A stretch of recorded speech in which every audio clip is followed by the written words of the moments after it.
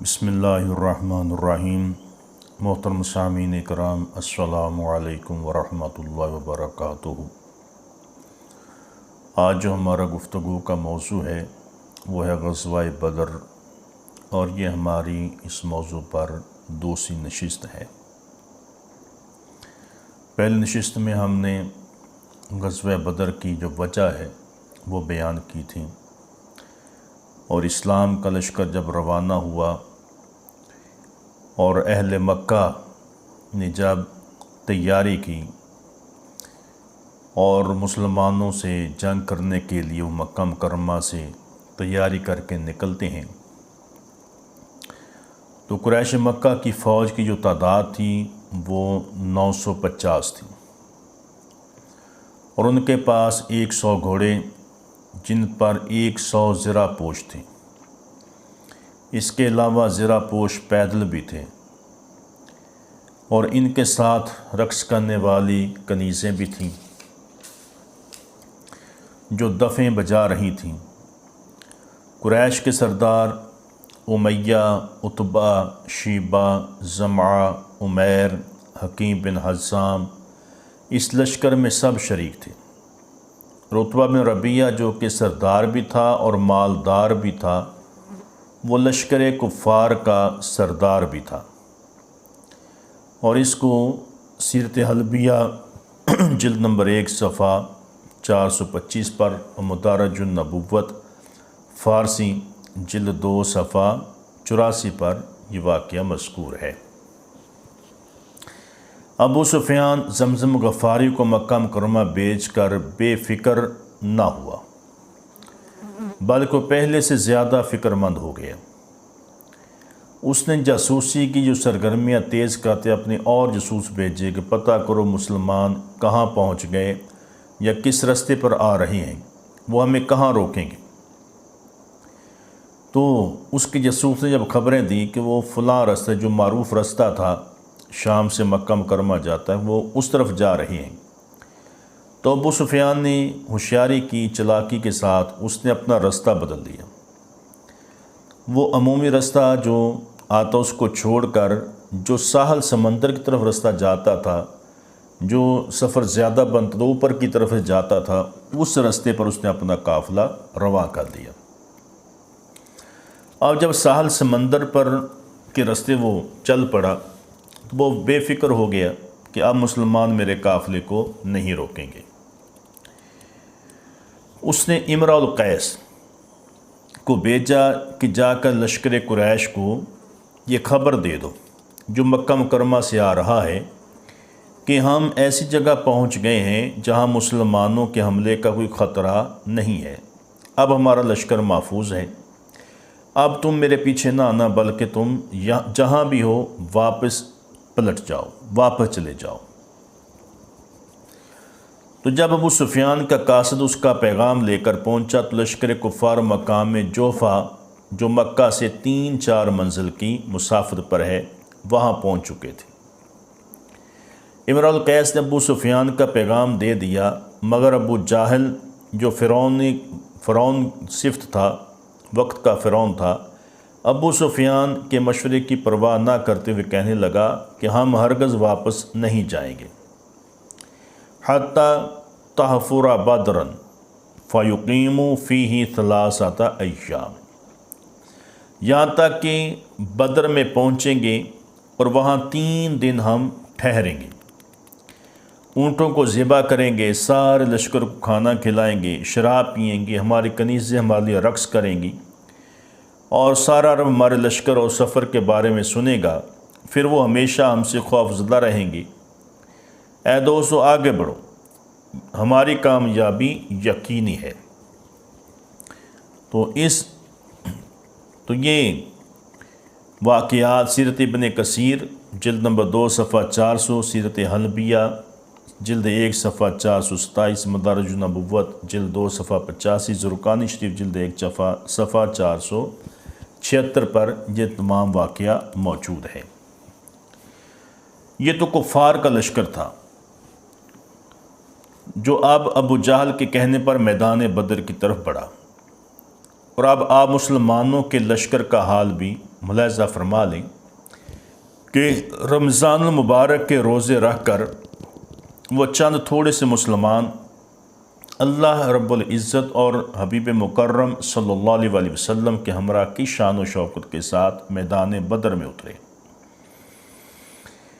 کہ حضور اکرم صلی اللہ علیہ وسلم کے حکم پر جو صحابہ اکرام تشریف لائے تھے وہ صرف ابو سفیان کے قافلے کو روکنے کے لیے آئے تھے۔ یہ کوئی پلانک کے ساتھ نہیں آئے تھے،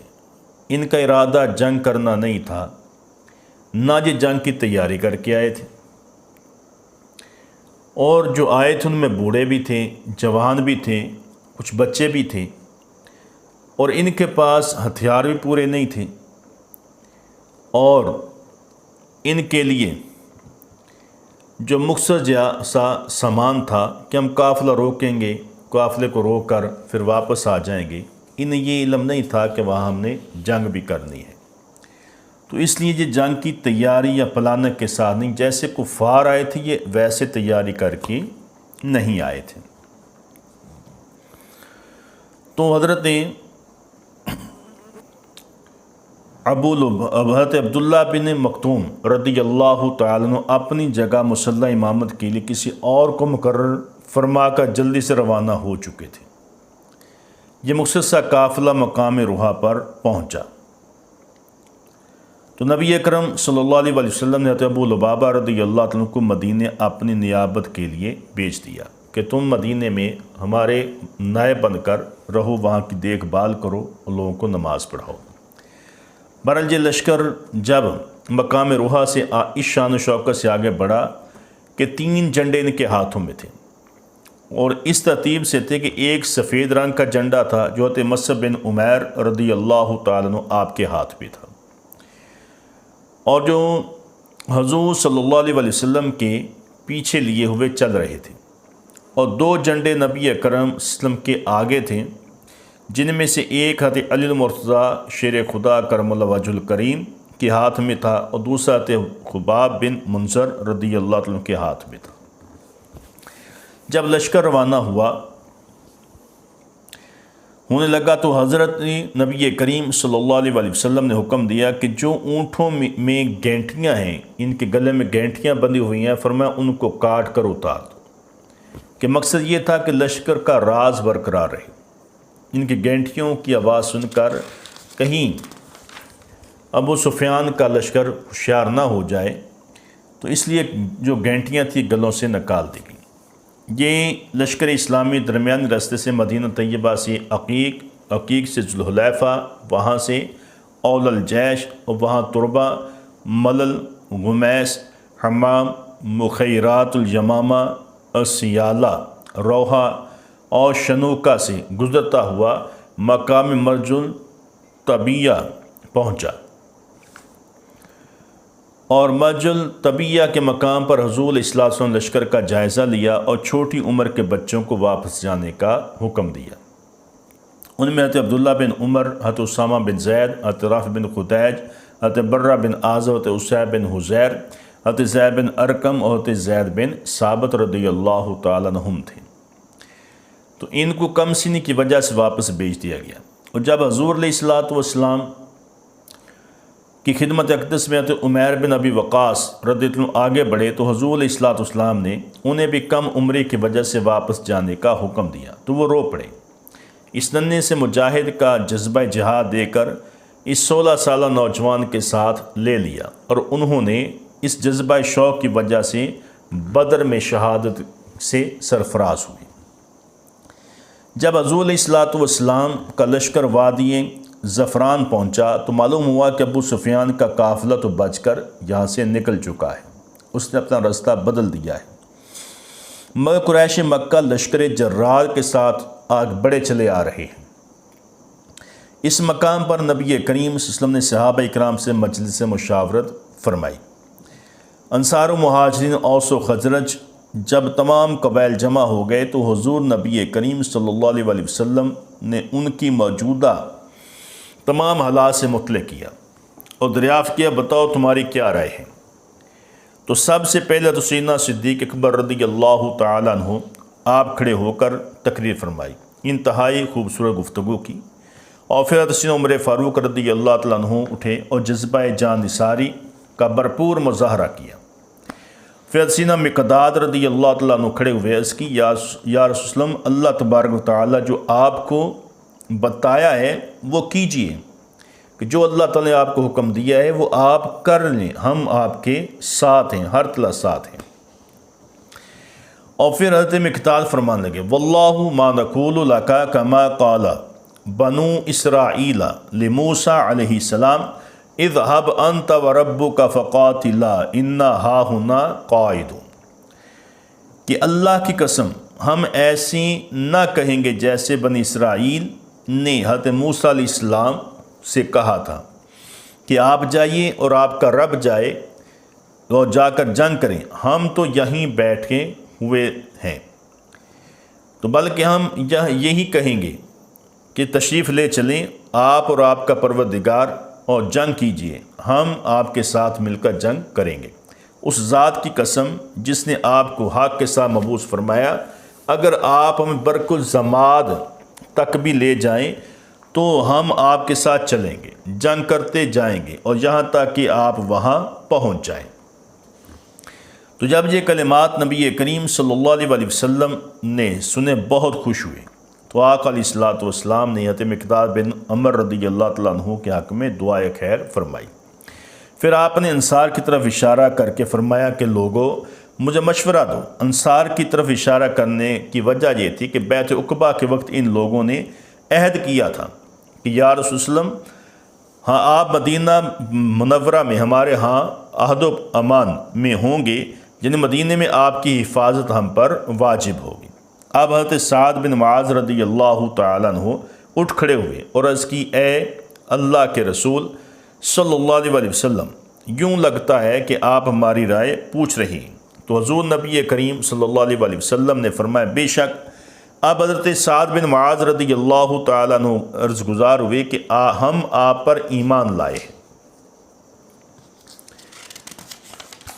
ہم نے آپ کی تصدیق کی، اور ہم اس بات کی کو گواہ ہیں کہ آپ نے جو دین لائے ہیں وہ حق ہے، اور ہم اس پر بھی آپ کے ساتھ وعدہ کیے ہیں کہ ہم نے آپ کا حکم سننے اور اس کو بجا لانے کا عہد و پیمان کیا ہے۔ اور جد حضور علیہ الصلوۃ والسلام کا آپ کا ارادہ تھا ہم آپ کے ساتھ ہیں۔ اس ذات کی قسم جس نے آپ کو حق کے ساتھ مبعوث فرمایا، اگر آپ ہمیں سمندر کے سامنے لے جائیں اور خود اس میں داخل ہو جائیں تو ہم بھی آپ کے ساتھ سمندر میں چھلانگیں لگا دیں، ہم میں سے ایک شخص بھی پیچھے نہیں رہے گا۔ اور ہم اس بات کو ناپسند کرتے ہیں، یعنی پیچھے رہنے کو، آپ کل ہی دشمن کا مقابلہ کریں، ہم جنگ کی گمسان میں صبر کرنے والے ہیں اور دشمن سے مقابلے کے وقت ہم سچے ہیں، اور امید یہ ہے کہ اللہ تعالیٰ آپ کو ہم سے وہ کارنامے دکھائے گا جس سے آپ کی آنکھیں ٹھنڈی ہو جائیں گی۔ تو پھر آپ اللہ تبارک و تعالیٰ سے برکت سے روانہ ہو جائے۔ تو حضرت سعد رضی اللہ تعالیٰ نے ان پاکیزہ اور مجاہدانہ جذبات کو سن کر آقا علیہ السلام خوش ہو گئے، خوشی کی انتہا نہ رہی، اور ارشاد فرمایا، روانہ ہو جاؤ، تمہیں خوشخبری ہو، اللہ تعالیٰ تمہیں 2 گروہوں میں سے ایک گروہ پر غلبہ دینے کا وعدہ فرماتا ہے۔ باخدا میں قوم کے مقتولوں کی قتل گاہوں کو دیکھ رہا ہوں۔ اب مجلس مشاورت ختم ہوئی، حضور علیہ الصلوۃ والسلام نے لوگوں کو دشمن کے مقابلے کے لیے چلنے کی دعوت دی۔ اب حضور سید العالمین صلی اللہ علیہ وسلم صحابہ اکرام رضی اللہ عنہم کو مقام بدر میں اترنے کا حکم دیا۔ بدر مدینہ منورہ سے تقریباً 80 میل کے فاصلے پر ہے، اور یہ زمانہ قدیم سے شام اور مکہ مکرمہ کے درمیان تجارتی قافلوں کی جلان گاہ ہے۔ بدر پہاڑوں کے درمیان ایک میدان ہے جس کی لمبائی 5.5 میل اور چوڑائی 4 میل ہے۔ اس میدان کی طرف اترتے ہوئے حضرت حباب رضی اللہ عنہ نے عرض کی، یا رسول صلی اللہ علیہ وسلم، کنویں کا پانی ہے جو ختم نہیں ہوتا، ہم اس پر اتریں گے اور اس کا پانی میٹھا ہے۔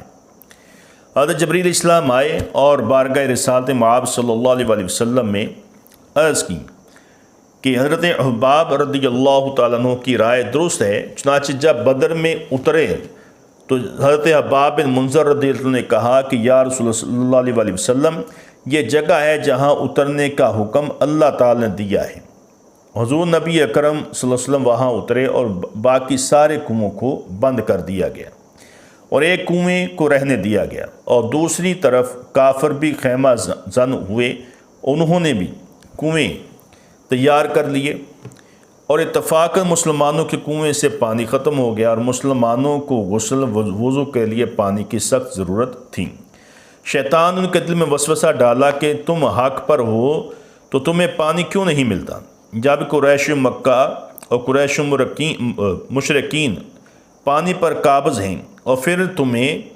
کس طرح یقینی ہے کہ تم ان پر غالب آؤ گے۔ ایسی حالت میں اللہ تعالیٰ نے ان پر نیند طاری کر دی، جس کا ذکر قرآن کریم کے اندر ہے، اذ یغشیکم النعاس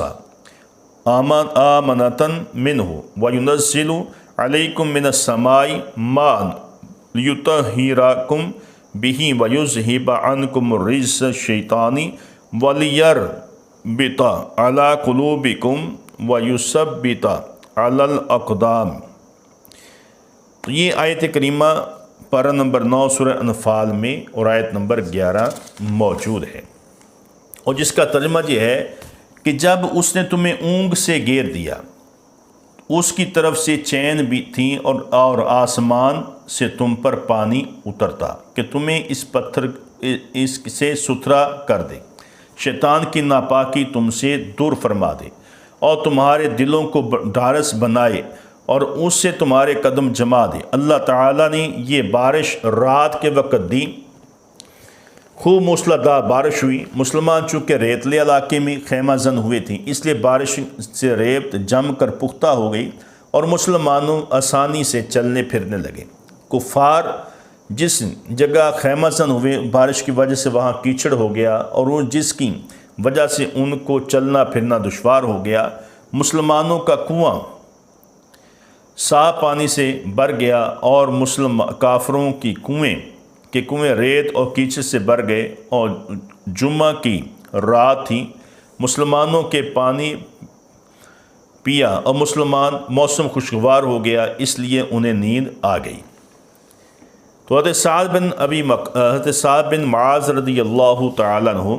حضور سید عالم صلی اللہ علیہ وسلم کے بارگاہ اقدس میں یہ تجویز پیش کرتے ہیں کہ یا رسول اللہ صلی اللہ علیہ وسلم، ہم چاہتے ہیں کہ آپ کے لیے ایک چھپر عریش بنا دیں تاکہ آپ دوران جنگ اس میں تشریف فرما ہوں، اور آپ کی سواری کے لیے اونٹ بھی وہاں کھڑے ہوں، اور پھر ہم دشمن پر حملہ کریں گے۔ حضور علیہ الصلوۃ والسلام نے اپنے جان نثار کی بات سن کر دعائے خیر فرمائی، اور آپ نے اس کی اجازت بھی مرمت فرمائی۔ اب حضور نبی کریم رؤوف الرحیم صلی اللہ علیہ وسلم کے لیے ٹیلے پر ایک عریش بنایا گیا جہاں سے جنگ کا سارا منظر دیکھا جا سکتا ہے، اور اس عریش میں حضور علیہ الصلوۃ والسلام جلوہ گر ہوئے، اور سیدنا ابوبکر صدیق رضی اللہ تعالیٰ عنہ اور سیدنا سعد بن ابی معاذ رضی اللہ تعالیٰ عنہ تلواریں لے کر اس عریش کے دروازے پر کھڑے ہو گئے۔ یہ جمعۃ المبارک کی رات مسلمانوں خوب نیند آئی، صبح اٹھ کر سفر کی تھکن ختم ہو چکی تھی، اور حضور انور صلی اللہ علیہ وسلم ساری رات عبادت میں مصروف رہے، اور جب 17 رمضان المبارک کی صبح طلوع ہوئی تو حضور سید عالم صلی اللہ علیہ وسلم صحابہ کرام رضوان علیہم اجمعین کے ساتھ نماز ادا کرنے کے لیے بلایا، اور نماز سے فارغ ہو کر جہاد پر واز فرمایا، اور اب آپ نے صحابہ اکرام کو لڑائی کی طرف کے تمام طریقے ارشاد فرما دیے۔ اس موقع پر رات کو حضور علیہ السلام نے لشکر کی صف بندی فرمائی، اور صبح کو بھی۔ اس صف بندی کا ایک عجیب و غریب واقعہ یہ ہے کہ جب حضور صلی اللہ علیہ وسلم نے صفیں سیدھی کرنے کا ارشاد حکم دیا تھا تو آپ کے دست مبارک سے ایک تیر اٹھا جو شخص آگے پیچھے ہوتا اس کو تیر کے اشارے سے صف میں برابر ہونے کا حکم دیتے۔ تو حضور علیہ الصلوۃ والسلام صفیں درست کرواتے ایک صف سے گزرتے تھے کہ دیکھا تھے سواد بن عربیہ رضی اللہ تعالیٰ عنہ کہ دست مقدس میں تھا، ہلکی سی چوٹ لگائی اور ارشاد فرمایا کہ اے سواد سیدھے کھڑے ہو جاؤ، اور حضرت سواد رضی اللہ تعالیٰ عنہ صف میں سیدھے ہو گئے اور عرض کی یا رسول اللہ صلی اللہ علیہ وسلم، اللہ تعالیٰ آپ کو حق تعالیٰ اور آپ کو حق و انصاف کی ساتھ بھیجا ہے، آپ نے مارنے سے مجھے درد ہوا ہے، فعاقدنی مجھے بدلہ دیں۔ حضور رحمت دو عالم صلی اللہ علیہ وسلم اس بات کو گستاخی پر محمول نہ فرمایا، کورٹ مارشل کرنے کا حکم نہ دیا، بلکہ پیغمبر اسلام صلی اللہ علیہ وسلم نے عدل و انصاف پورا کرنے کے لیے ایک سپاہی کا مطالبہ قصاص پورا کرنے کے لیے درہ کے بند کھولے اور اپنی قمیص مبارک اوپر اٹھائی اور اپنی شکم مبارک پر کو اپنے سپاہی کے سامنے کر دیا اور ارشاد فرمایا استعقد، اے سواد آؤ اور آپ اپنا بدلہ لے لو۔ حضرت سواد رضی اللہ عنہ جب یہ دیکھا تو فَتَنَقَتْهُ فَقَبَّلَ بَطْنَهُ، وہ لپک کر آگے بڑھے اور حضور علیہ الصلوۃ والسلام کو گلے لگایا اور بطن مبارک کو چوم لیا۔ حضور علیہ الصلوۃ والسلام کہ ارشاد فرمایا کہ سواد تم نے ایسے شخص کو دیکھا ہے؟ عرض کرنے لگے یا رسول اللہ جو مرحلہ ہمیں درپیش ہے حضور ملاحظہ فرما رہے ہیں، ہماری یہ آرزو تھی کہ میری جلد حضور نبی کریم سے خدمت کی جلد مبارک سے مس ہو جائے۔ تو حضور نبی کریم رؤوف الرحیم صلی اللہ علیہ وسلم اپنے جانثار غلام کی حسرت پر خوشنودی کا اظہار فرمایا اور دعائے خیر سے سرفراز فرمایا۔ میدان کا راز پیش نظر تھا، زندہ رہنے کی حالت نظر نہ آتی تھی۔ ان حالات میں کسی کو ماں کی یاد آتی ہے اور کسی کو باپ کی اور کسی کو بھائی کی، کسی کو بہن کی یاد آتی ہے، کوئی اپنی بیوی بچوں کو یاد کرتا ہے، کوئی رشتہ داروں اور کوئی دوست احباب، مگر قربان جائیں شمع رسالت کے ان پروانوں پر جنہیں دنیا کی چاہت،